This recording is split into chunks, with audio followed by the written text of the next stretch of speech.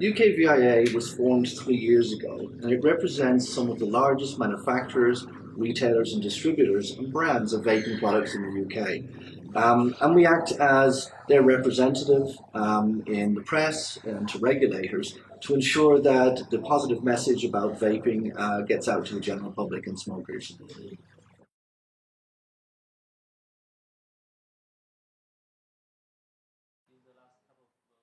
Absolutely not.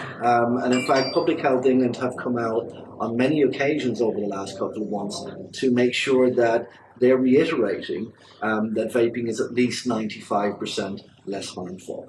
Now, I think the big difference between the UK and the US is the US is looking for a solution that is 100% safe. Nothing in this world that we do is 100% safe. Indeed. So it's a goal they will never achieve.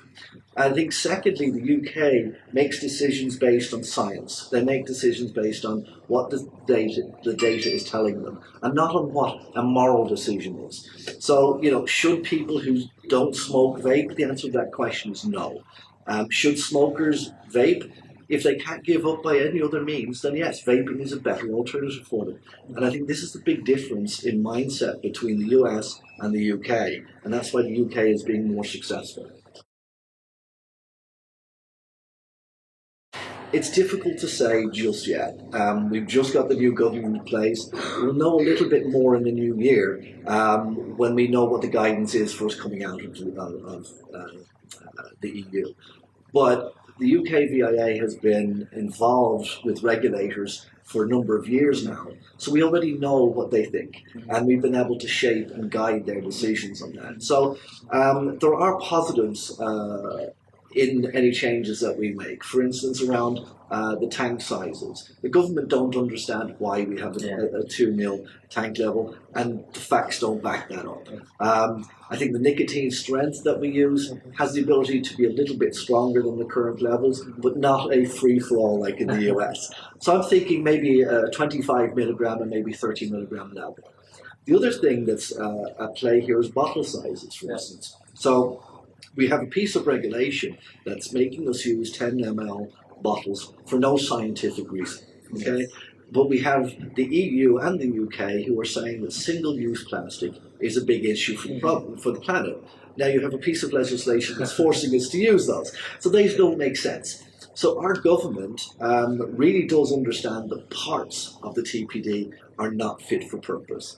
But things like testing of products, and marketing of products in a responsible way, that will stay. And we may even see things like short fills, for instance, being included in that testing. And one thing that the UKVIA is looking at is possibly registering or licensing vape stores and using that money to help fund enforcement of our current regulations. The UK market does have some youth uptake, but we've done many different things to make sure that that is minimized. So the first thing that we have is we have robust regulations that other countries don't have. So we do restrict how our products are marketed and where they're able to be shown. So that's one thing that's helped. But we have different areas that are being monitored here by Action on Smoking for Health, by the NHS, and they look at youth vaping every single year. And what they find is that only about 1.6% of young people vape, but the majority of those were previously smoking. So they're actually doing something that's better for them. But if you take a look at how many of those young people who have never smoked before are vaping, that number is very, very small. It's less than half of 1%. So all of these things combined and this consistent monitoring has ensured that we don't have a youth epidemic like they do in the US.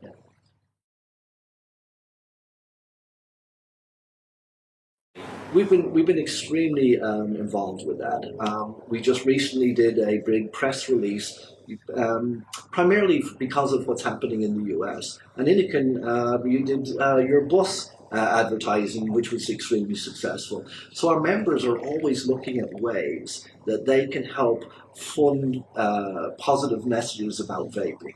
But as an industry, it's difficult to do that with the TPT regulations. But what we have found is, as an association, because we're not a single brand or we're not promoting a single type of vaping device, we're allowed to say a little bit more than a single company can as itself. So I think it's important for the industry to leverage that, and association really helps with that. Well, Vapor came about 2 years ago when, under the current rules, the UK runs a stop smoking awareness month called Stoptober. And they do promote vaping as an alternative, but the strange thing about that rule is, as a brand, as an industry, we can't use that. So we decided, well, why don't we start our own? Okay, so our members, with only 6 weeks to decide, came up with the idea of that April was going to be the month that we did it. So you'll have April and vaping combined as April, right? So we kicked that off 6 weeks, and it was so successful that the 2 days before we launched, politicians that we deal with came to us and said, we would like to launch this in Parliament.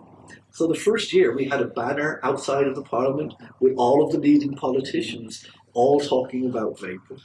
During our Prime Minister's question times, which is broadcast live to the nation every day, 2 of the MPs stood up and talked about this wonderful campaign that UKVIA members, without a single penny of government money, were running to promote vaping and help smokers do something better. So this was a wonderful thing.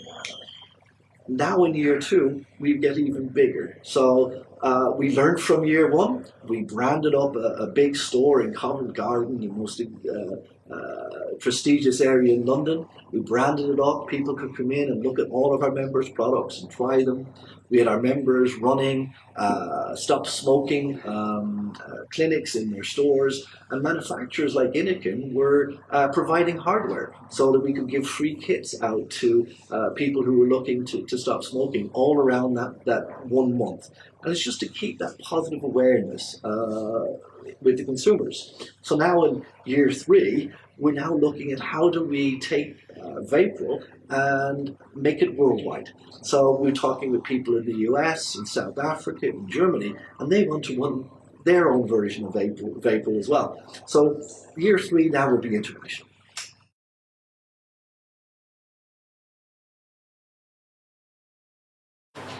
I would just say that, you guys are doing a great job. Your products are really at the forefront of innovation, and I think it's really important, especially as the world looks at safety of vaping. And the US, this epidemic is a great sign of that. It's nothing to do with the hardware. It's nothing to do with the nicotine liquids. This is an illegal substance that somebody has put in a vaping device that it's not designed for. So we really need to make sure that we're explaining that to people all over the world, so they understand that this is not a vaping issue. This is an e-joint, issue, and that they are 2 different things. But I think, from the manufacturer's perspective, it's really important to keep that safety in mind, because that's what the public is looking for, to make sure that vaping is as safe as it can be. Hardware is the heart of that.